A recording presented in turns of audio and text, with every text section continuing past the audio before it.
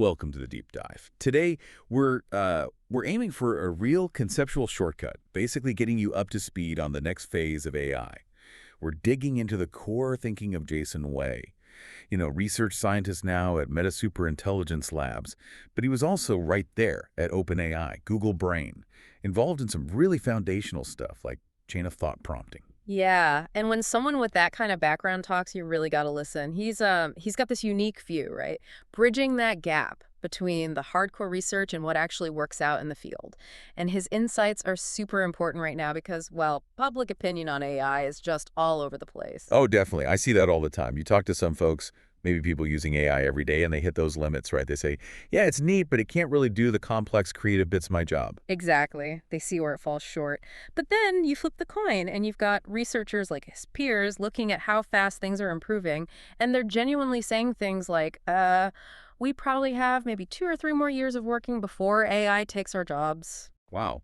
2 to 3 years. That's quite a statement. It's a huge range, isn't it? And that massive difference in expectation is precisely why we need these core ideas he's laid out. They give you a framework, to sort through the noise. Okay, so that's our mission for this deep dive. Yeah. Unpack these 3 big concepts shaping AI in 2025, he calls them.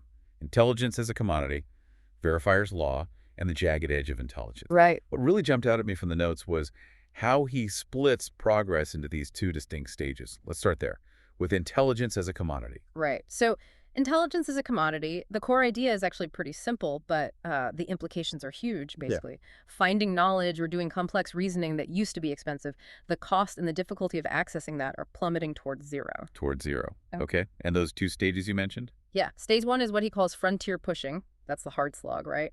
Unlocking a completely new ability. Think about the slow, steady climb on benchmarks like MMLU. MMLU. Yeah. Massive multitask language understanding. Right. That measures broad capabilities. Exactly. That progress is gradual. But then comes stage 2, commoditization. As soon as that new capability exists, bang! The cost to access it just drops like a stone, relentlessly, and there's actual data backing this up. The sources show that hitting a certain performance level on MMLU gets cheaper every single year. Okay, so it's not just getting better, it's getting cheaper to get that good. Yeah. Why is that trend speeding up, though? You'd think maybe it would level off. It's technical. It really boils down to a shift from fixed compute to what's called adaptive compute. See, in the past, running a big AI model cost the same amount of processing power whether you asked it something simple like, what's the capital of California? Sacramento, easy. Right. Or if you asked it to solve some complex math proof, same compute cost, which is kind of wasteful for the easy stuff. Right? Totally inefficient. Adaptive compute changes that. It's something pioneered in models like O1, which you worked on. The model actually adjusts how much compute it uses based on how hard the question is. Simple question. Tiny bit of compute. Really hard problem. It ramps up. So you're not burning massive resources on easy questions anymore.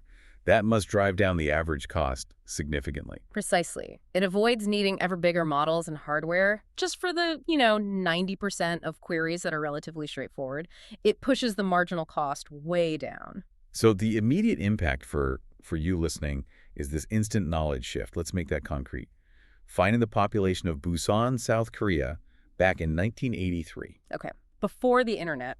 You're driving to a library, maybe spending hours. Internet era. Few minutes on Google, probably. Chatbot era. Instant, like faster than you can type the question. But that's public info. What about harder stuff? Right. This is where that commoditization really shines. I take a harder question. How many couples got married in Busan specifically in 1983? That's not something you just Google easily. No way. It's like digging through records. Exactly. A few years ago, unless you had special database access, you might genuinely be looking at weeks of research.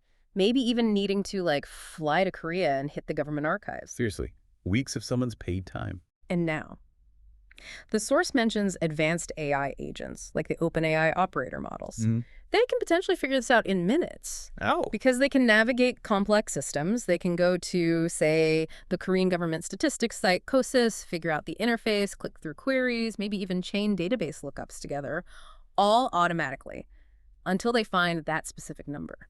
So weeks of expert research time becomes basically an instant transaction. That's wild. It's a huge leap. They even have a benchmark for this called browsing competition. They gave humans these really tricky multi-step search tasks like Find Italian Baroque painters who used green pigment and died between 1650 and 1750. Humans took, on average, over 2 hours, or just gave up. Yeah, I can see why. That's tough. The AI model they tested solved about half of them, almost instantly. Okay. So implications. If Yeah. intelligence is becoming a commodity, what does that mean for us? 2 big things jump out. First, massive democratization. It lowers the barrier to entry everywhere. Fields that used to require deep, specialized knowledge are opening up. Like coding, you mentioned. Coding's the obvious one, yeah. But the source also points to things like advanced personal biohacking. Someone without a medical degree using AI to synthesize complex research, design personal experiments, stuff that was unthinkable before. Interesting. And the second thing? A big value shift. Think about it. If all public information, everything on the internet becomes essentially free and instant, what becomes more valuable? Stuff that isn't public. Exactly. Private information, insider knowledge, things like houses that aren't officially on the market yet or proprietary company data, that kind of exclusive knowledge, its relative value just skyrockets. Right, because everything else is baseline zero. Okay. So intelligence is cheap, widely available. Where does it get applied first? Where does it make the biggest difference? It feels like a good lead into the second idea. Verifier's law. It is. Verifier's law helps explain which problems AI is likely to conquer first. And it comes from a classic computer science idea, the asymmetry of verification. Asymmetry of verification. Okay, break that down. It just means that for some problems, checking if a proposed solution is correct is way easier than actually finding that solution yourself. Okay, like your Sudoku example from the notes. That makes sense. Solving a hard Sudoku can take ages, but if someone gives you a filled grid, you can check if it's right in like 30 seconds. Perfect example. Huge effort to generate the solution, tiny effort to verify it. That's high asymmetry. What else falls into that category? Think about massive software projects. Building something like, I don't know, the Twitter code base takes thousands of engineers, years, millions, probably billions of dollars to generate all that code. Right. But verifying if a specific feature works, you just click around the app, does the button do the thing? Relatively easy verification, comparatively. Okay, so that's high asymmetry, hard to make, easy to check. What about the other way around? Yeah, low asymmetry, or even reverse asymmetry, where verification is the hard part. Think about an AI writing a factual essay. Generating the text is easy now for LLMs. Too easy sometimes. Right. But verifying every single fact, checking every citation, that's incredibly tedious and time-consuming, high verification effort. Or like the diet example, claiming only eat bison is easy. Proving it works, that takes years. Big studies. Exactly. Easy to assert, incredibly hard and slow to verify. And crucially, this asymmetry isn't fixed. You can actually change how easy verification is. If you give the AI extra help, like a specific test cases for code. Like an answer key? Sort of, yeah. Benchmarks like Sweatbench do this. By providing those test cases, you're making verification much, much easier. You're effectively shifting the task on that conceptual map. Which leads us to Verifier's law. Directly. Verifier's law, or maybe Verifier's rule is a better term, basically states, our ability to train an AI to solve a task is directly proportional to how easily verifiable that task is. Okay, simpler, faster progress. Pretty much. The huge takeaway here is any problem that humans can solve, and where checking the answer is easy or trivial, AI will eventually conquer it. It's almost inevitable. Our standard benchmarks, they're basically designed around this principle. So what makes a task easily verifiable? What are the ingredients? The source lists 5 key things. First, it needs objective truth, not subjective opinion, right? Like math problems have right answers. Got it. Objective. Second, verification speed. How fast can you check? Instant is best. Third, scalability. Can you check millions of attempts automatically? Fourth, low noise. Are the results clean or messy and ambiguous? Okay. Speed, scale, clarity. And fifth, continuous reward. This is important. It means you get a score, like how good the answer is on a spectrum, not just pass-fail. It helps the AI learn how to get better. Right. Not just wrong, but this close, or better than the last try. Precisely. And the AlphaVolve example from DeepMind really nails how this works in practice. Yeah, tell us about that, the hexagon thing. Right. They tackled this specific, tricky geometry problem. Find the smallest possible outer hexagon that can contain 11 smaller, identical hexagons packed inside. Okay, sounds tough, but how is it verifiable? Perfectly. It hits all 5 criteria. It's objective math. Calculating the size of the proposed outer hexagon is fast, computational. You can check millions of proposed arrangements, scalable. The result is a clear number, low noise. And the size itself is the continuous reward. Smaller is better. Ah, I see. So it's the perfect kind of problem for this law. Exactly. So what DeepMind did was set up this loop. They used an LLM to just brainstorm lots of possible arrangements, hundreds of them. Because verification is fast and cheap, they could instantly grade every single one based on the outer hexagon size. Find the best one so far. And feed that best solution back into the LLM as like inspiration for the next round.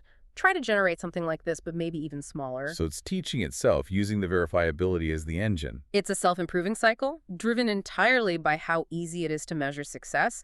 They turned a hard problem into this automated optimization loop. Okay, so the implications for us again. First, jobs or tasks where checking the work is super easy. Those are probably first on the automation block. Seems likely, yes. And second, Yeah. and this is interesting, the real opportunity might be in creating better ways to measure things, like defining those objective metrics. That's a huge point the source makes. Developing new, objective ways to measure performance on complex tasks, creating those verifiable reward signals becomes incredibly valuable. Because once you can measure it objectively, you can potentially hand it over to AI to optimize. Finding ways to make things verifiable. Okay, that leads naturally to the third big idea. If Verifier's law says AI will conquer anything easily measurable, does that mean we just wake up one day and AI is suddenly amazing at everything? A fast takeoff? Yeah, the source argues pretty strongly against that simplistic fast takeoff view. Yeah. That's where the third concept comes in, the jagged edge of intelligence. The jagged edge. I like that phrasing. It implies unevenness. Exactly. It refutes the idea that AI capability just smoothly increases across the board.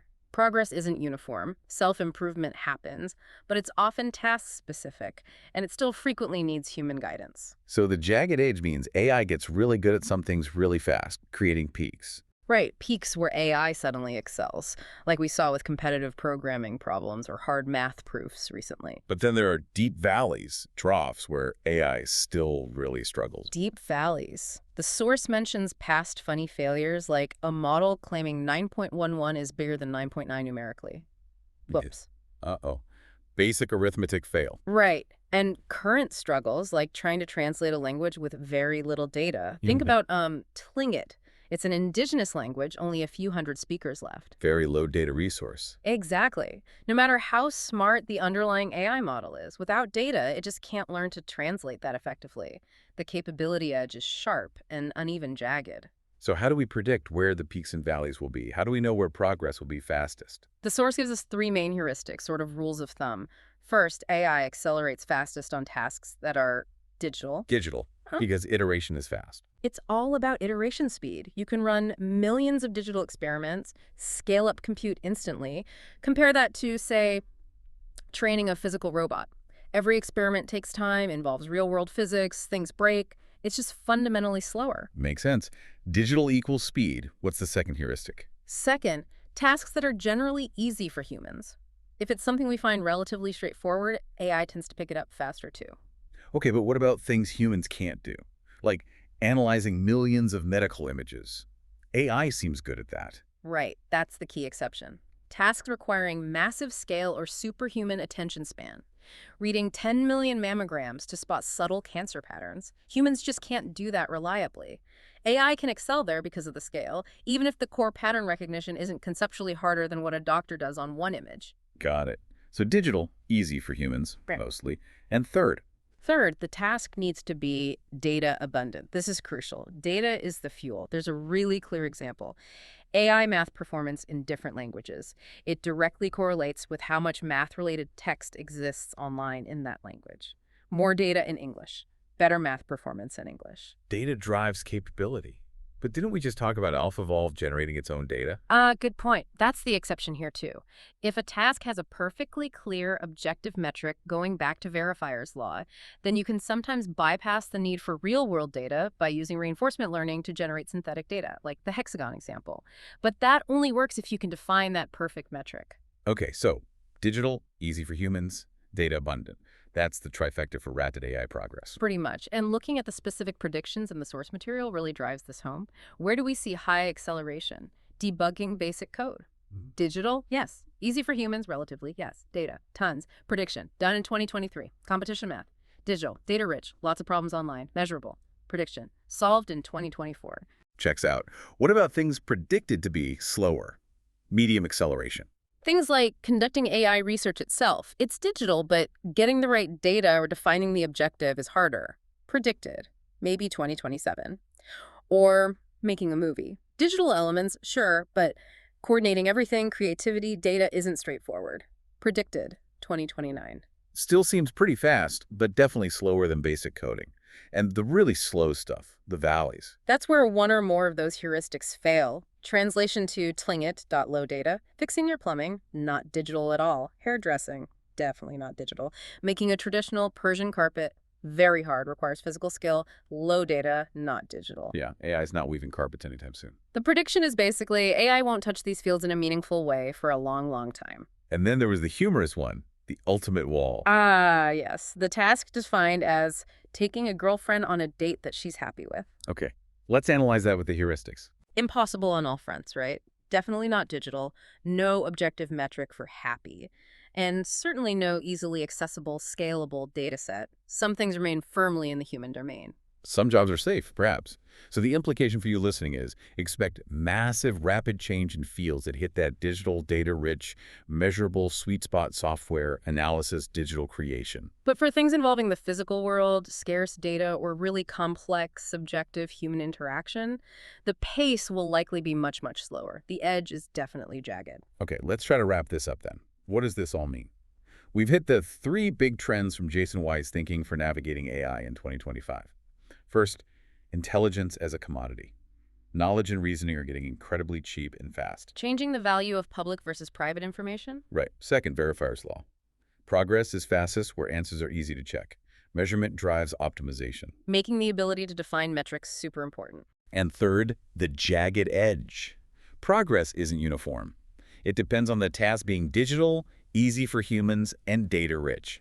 It's not a smooth, fast takeoff everywhere. Exactly, peaks and valleys. So bringing it all together, what's the final thought we should leave people with? Well, think about the connection between those ideas. Intelligence generation is getting commoditized. Verifier's law says progress hinges on measurement, on verifiability. The jagged edge shows where that measurement is currently possible. So if AI's power lies in optimizing against measurable goals, what becomes the most valuable human skill? Not generating the answer, because that's getting cheap. Right. It seems like the truly critical skill shifts. It moves away from creating the output and towards the ability to precisely define, measure, and verify complex objectives. Think about your own work, whatever you do. What's a really crucial, high-value goal in your job that right now is hard to pin down?